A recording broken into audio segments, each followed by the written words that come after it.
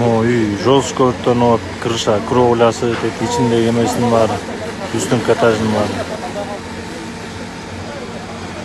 3 пожарка деметип чачып, жетишпей атат ошолор. Үчөө тең. Тети оттун чыкканын карагылычы.